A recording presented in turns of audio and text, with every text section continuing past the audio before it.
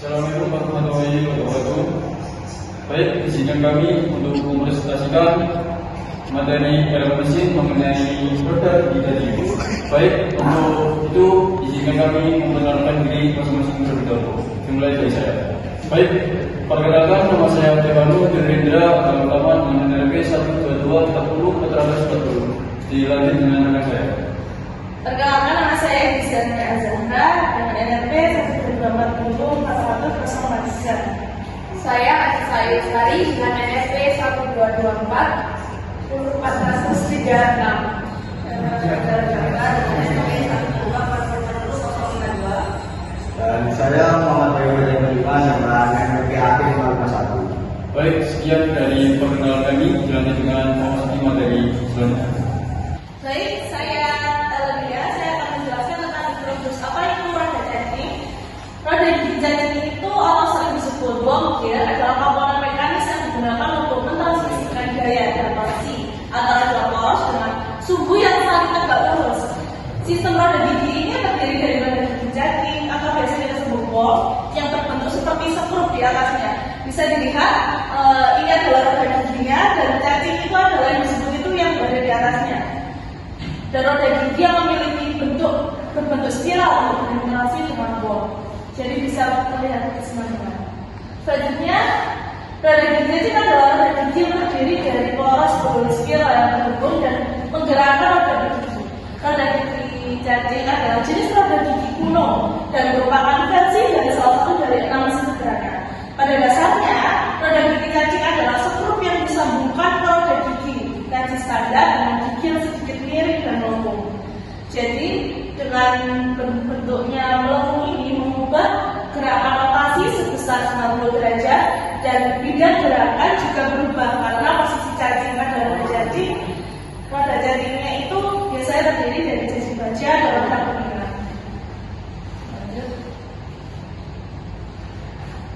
Berikut adalah slide dan ini adalah nama-nama bagian dari poros jacking. Bisa dilihat poros jacking yang berada di atas dari roda gigi tersebut terdapat sekitar 9 bagian. Pertama terdapat diameter luar, diameter jarak bagi lapis diameter pada gesekan roda gigi. Selanjutnya ada sudut kisar, panjang umir kisar, sudut haliks, diameter jar, diameter luar, poros, dan ujung. Selanjutnya ini adalah penjelasan dari nama-nama bagian tersebut. Fungsi dari bagian pada poros jacking atau kita sebut bom ini adalah komponen penggerak yang terbuat dari baja yang sangat keras. Yang pertama diameter luar atau kita sebut dengan outside diameter. Diameter total terbesar dari ujung ulir ke ujung ulir di sebelahnya ini adalah ukuran fisik terluar dari poros jacking. Yang kedua adalah diameter jarak bagi atau pitch diameter. Diameter lingkaran khayal di tengah-tengah ulir ini adalah 3 referensi di mana perhitungan kecepatan berhasil gigi dilakukan. Yang ketiga adalah kisar atau lir, yaitu jarak lurus linear yang ditempuh oleh satu titik pada ulir dalam satu kali putaran penuh 360 derajat. Dan sangat penting, jika cacing memiliki ulir ganda atau double start, lir akan lebih panjang daripada pitch. Selanjutnya keempat adalah sudut kisar atau lead angle, yaitu adalah sudut kemiringan ulir terhadap tegak lurus poros. Fungsi desain tersebut adalah sudut ini membentuk efisiensi. Semakin kecil sudutnya, maka akan semakin landai. Semakin besar kemampuan self-loading akan mengurangi sendiri, tapi efisiensi gesekannya itu lebih rendah sehingga nanti lebih panas. Nomor 5 adalah panjang ulir atau field length. Panjang bagian poros yang memiliki ulir, bagian ini tuh harus cukup panjang untuk menutupi seluruh area maintenance dengan roda gigi saat berputar. Selanjutnya adalah nama-nama bagian roda gigi cacing. Yang tadi kita bahas adalah nama-nama bagian dari bagian cacingnya yang berada di atas dari roda gigi. Bisa dilihat terdapat banyak sekali bagian-bagian roda gigi seperti ini adalah salah satu bentuk cap dari roda gigi. Terdapat jari-jari cekung, round radius, diameter lingkaran kaki, lebar muka, diameter jarak bagi, diameter rambut, diameter luar, lubungan gigi, lebar muka, dan diameter tenggorokan. Selanjutnya adalah bagian pada poros cacing di bawah. bagaimana kejelasan dan bentuk PID dari roda gigi tadi. Selanjutnya adalah berupa penjelasannya, apakah ada berupa gigi atau teeth yang berada di pinggir-pinggir roda gigi yang bisa kita lihat tadi adalah bagian paling kuat dari roda gigi yang saling bersinggungan untuk mentransmisikan tenaga dan udara ke roda gigi lainnya. Jadi ketika roda gigi bersama cacing ini bergesekan, fungsi dari gigi ini adalah untuk mentransmisikan tenaga agar bisa berjalan dengan baik. Yang kedua adalah lebar muka atau face fit, yang mana merupakan lebar permukaan gigi sepanjang arah aksial. Lebar ini menunjukkan kekuatan dan kemampuan roda gigi menahan beban. Yang ketiga adalah lekukan atau flow, bagian cekungan di antara gigi berfungsi sebagai ruang untuk melawan darah masuk ke cekungan. Yang keempat adalah diameter luar atau outside diameter.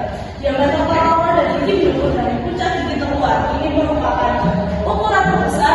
Yang nomor 5 terdapat diameter lingkaran jelas atau pitch diameter.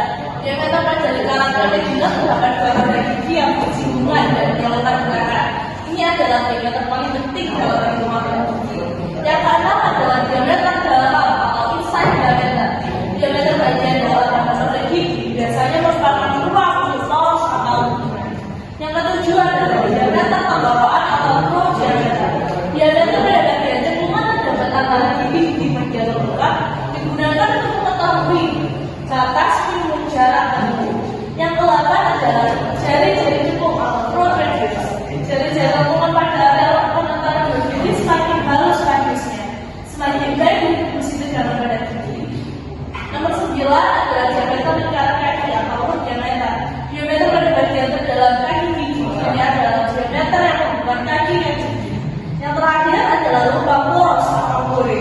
Lubang ini adalah yang ditekan roda gigi untuk masukkan poros, dan ukurannya itu harus presisi agar roda gigi stabil dalam penggunaan. Yang keempat, set locking. Di sini terjadi jika sudut head kecil, sehingga lock gear tidak mampu memutarkan wheel. Hal ini juga dipengaruhi oleh gaya geser dan arah kontaknya. Yang terakhir, arah putaran tergantung orientasi ulir. Ulir kiri atau kanan menentukan apakah lock gear berputar searah atau berputar berlawanan. Selanjutnya, analisis gaya. Di sini dapat kita lihat bahwasannya gaya resultan sendiri atau W memiliki 3 komponen yang terbagi pada setiap sudutnya. Yang pertama ada WX, WY, dan WZ. Theta N merupakan sudut tekanan normal dari kulit bongkir pada diameter rata-rata, dan sudut tekanan standar untuk wong dan wheel sendiri adalah dinilai 14,5, 17,5, 20, 22,5, 25, 27,5, dan 30 derajat. Semakin tinggi tekanan, maka semakin tinggi pula kekuatan giginya. Begitupun meskipun pada gesekan yang lebih tinggi, beban bantalan dan tegangan lentur pada wongir juga berlaku hal demikian. Melanjutkan materi di sebelumnya, jika gaya resultan B tidak mengabaikan koefisien gesek F, maka didapatkan Bx sama dengan W cos theta N sin lambda plus F cos lambda. Sedangkan W sendiri W dikali dengan sin theta N. Untuk WZ, W cos theta dikali cos lambda min F sin lambda. Karena gaya pada well dan bongkir adalah sama dan berlawanan, gaya aksial, gaya radial, dan aksial dirumuskan menjadi W WT sama dengan min WDA atau sama dengan WX, dan WWR sama dengan WGR sama dengan WY, dan WWA sama dengan WWT sama dengan WZ. Di mana WWT sendiri ini merupakan komponen gaya aksial yang bekerja melawan Dan WWS sendiri merupakan komponen gaya radial yang bekerja melawan cacing. Dan WWA sendiri komponen gaya aksial yang bekerja melawan cacing. Dan WGV sendiri komponen gaya tangensial yang bekerja melawan roda gigi.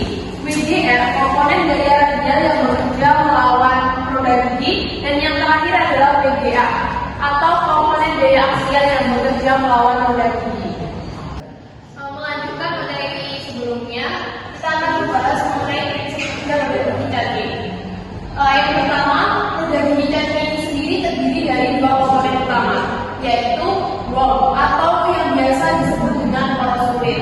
Yang kedua, worm gear atau yang biasa disebut dengan roda gigi. Selanjutnya, gerak ditransmisikan melalui kompak geser, bukan rolling seperti pada roda gigi biasa. Rotasi worm menggerakkan worm gear melalui gaya tekan dan gesekan pada permukaan gigi. Reduksi kecepatan sangat besar dapat dicapai dalam satu tahap karena putaran worm menghasilkan putaran kecil pada worm gear. Self locking atau biasa yang disebut dengan tidak dapat dibalik terjadi ketika sudut helix worm kecil sehingga worm gear tidak dapat memutarkan worm kembali. Ini berguna untuk mekanisme pengamanan. Yang terakhir, operasi lebih halus dan cenderung lebih senyap karena kontak gigi ini yang bersifat kontinu. Selanjutnya kita akan membahas mengenai karakteristik kinematika roda gigi cacing. Yang pertama, akar poros tidak lurus. Worm atau worm gear, worm dan worm gear sendiri bekerja pada dua poros. Dua poros ini saling tidak lurus sehingga terjadilah perubahan arah rotasi. Yang kedua, gerak relatif berupa sidik atau geser. Kontak utama antara gigi adalah geseran, bukan gulungan, sehingga gaya geser dominan dan menyebabkan efisiensi yang lebih rendah. Selanjutnya, rasio kecepatan. Rasio kecepatan ini sendiri dapat ditentukan dengan rumus B2 sama dengan jumlah unit worm dibagi dengan jumlah gigi worm gear, yang mana dikalikan dengan B1. Jadi dari rumus ini kita dapatkan bahwasanya semakin sedikit kulit worm dan semakin banyak gigi pada worm gear, maka semakin besar pula reduksi kecepatannya. Oke, selanjutnya adalah analisis kekuatan. Analisis ini bertujuan untuk memastikan gigi dan kulit atau worm kuat terhadap beban yang ditransmisikan, yaitu dengan tegangan lentur, tegangan kontak, arus, dan panas akibat gesekan, dengan parameter input yang diperlukan seperti daya, putaran input atau RPM, rasio reduksi, diameter pitch, modul, jumlah gigi, lebar buka, jumlah serat kulit, ZW, dan sifat materi. Next.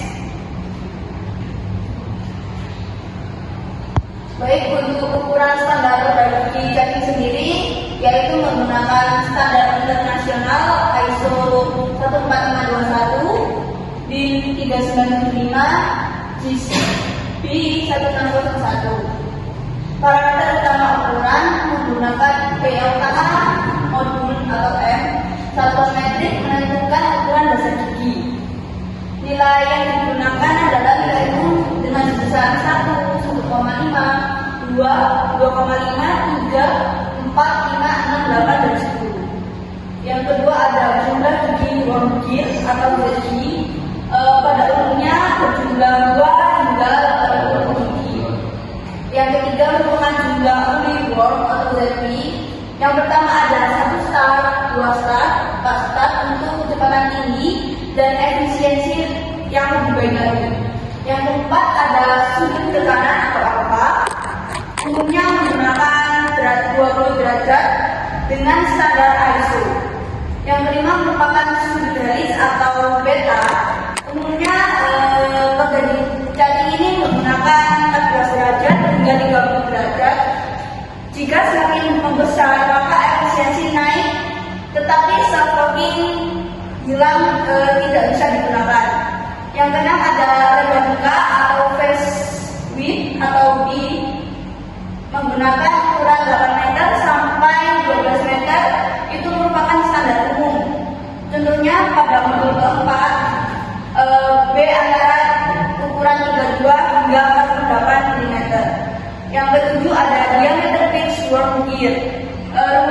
Samanya ada D sama dengan M dikali Z gear. Next.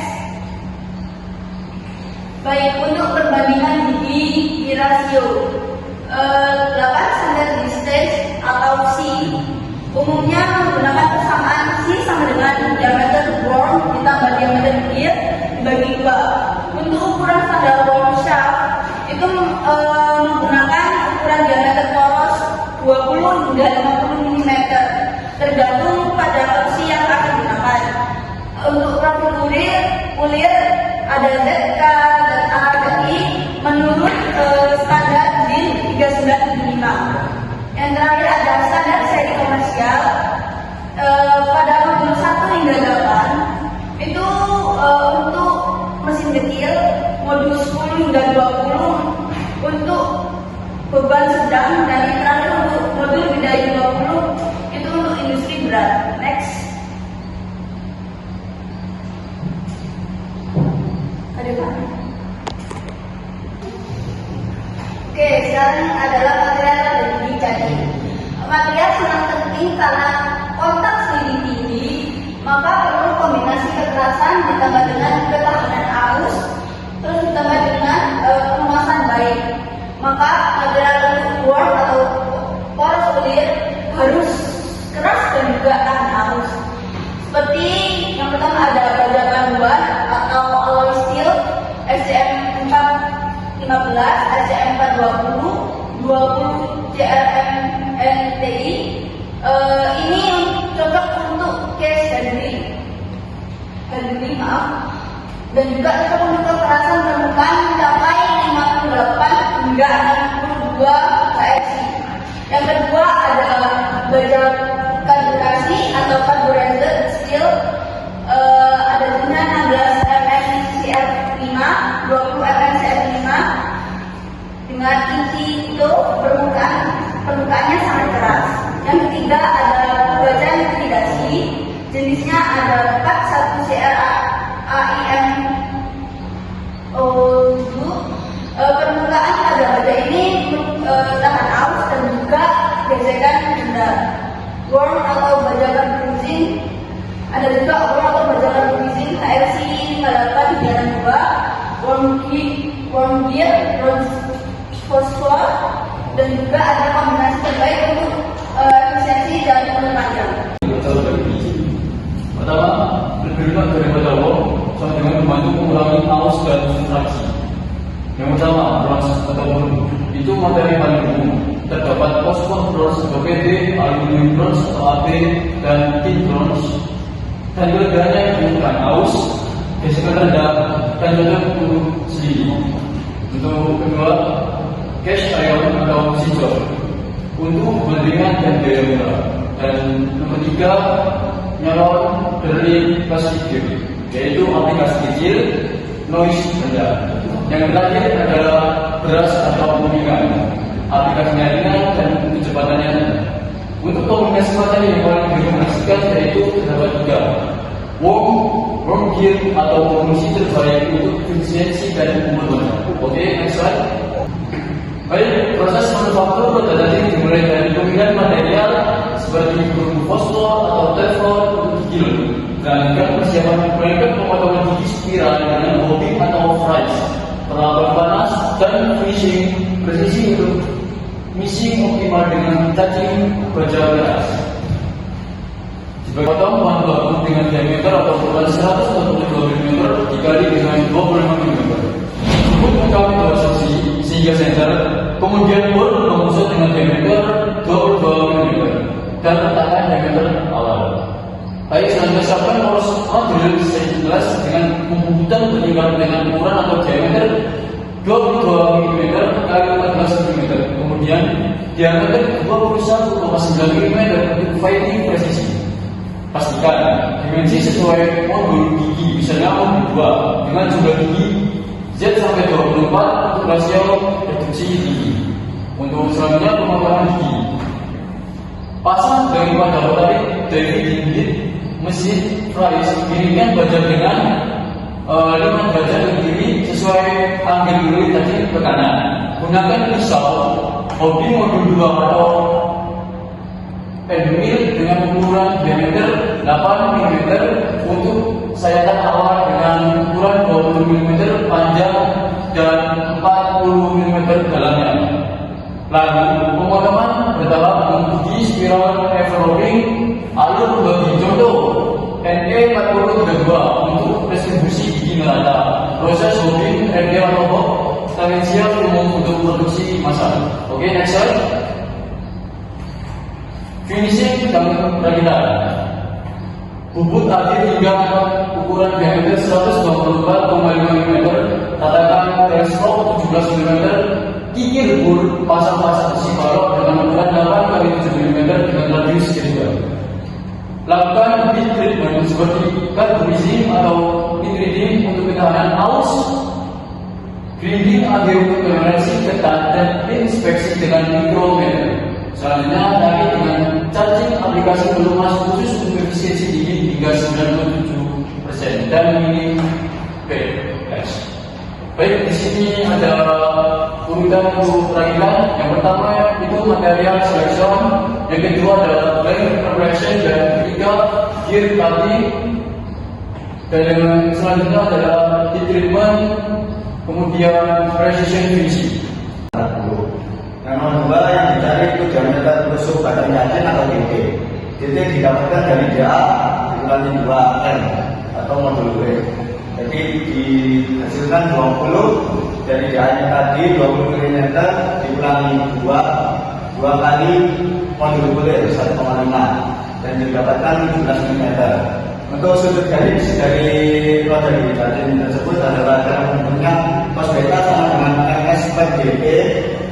Ya, untuk MS-nya itu tadi dari ketahui yang itu 1,5 M itu tadi dikali 1,5, S-nya itu 1, jadi 1,5 kali 1 kan DT-nya itu di situ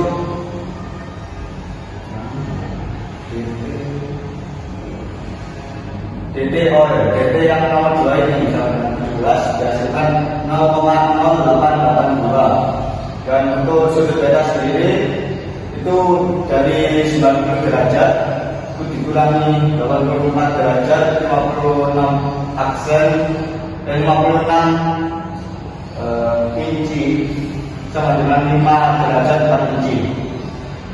Untuk nomor 4 dicari diameter tusuk roda gigi cacing atau DT2. DT2 dihasilkan dari Z, yaitu jumlah gigi roda gigi cacing tadi dikali diameter roda cacing. Jadi 40 kali 1,5 dan 60 mm. Kemudian kita nyatakan lagi diameter tusuk roda gigi cacing DT2 ini yang sudah tadi, terus yang nomor 5 itu diameter DA2 itu DA2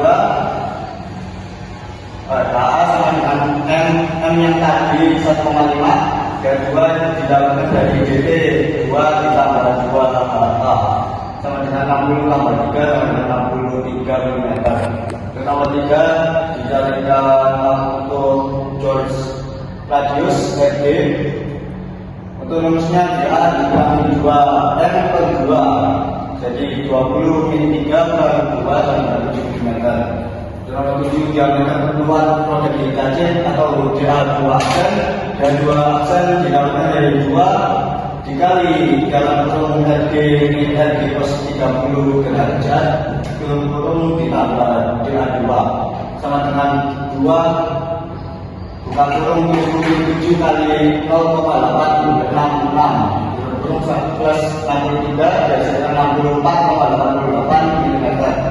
Untuk kedalaman dari pemakanan sama dengan 2,25 dibagi 2,4 dikali M sama dengan 2,25 dikali 1,5 di dihasilkan 3,375 mm.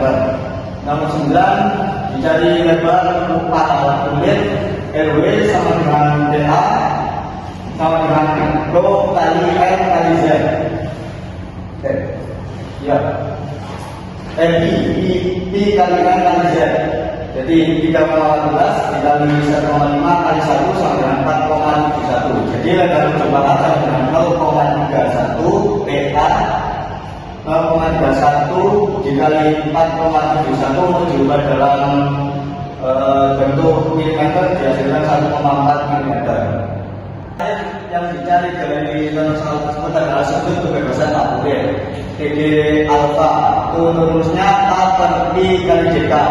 Yang di sini satuan untuk K itu sama dengan Pascal, DK didapat dari DA min H kali 2 sama dengan 13,25. Untuk nilainya langsung dimasukkan ke rumus 4,71 dibagi 3,14 dikali 13,25 dihasilkan 0,1132. Untuk alfa menjadi 62 derajat 7 aksen 21 inci.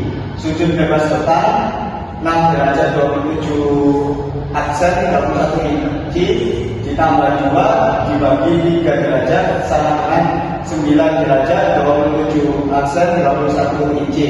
Sudut bebas belakang 6 derajat 27 aksen 31 inci ditambah 2 dibagi 3 derajat, hasilnya sama dengan yang sudut bebas depan. Sekian dari presentasi kami. Terima kasih.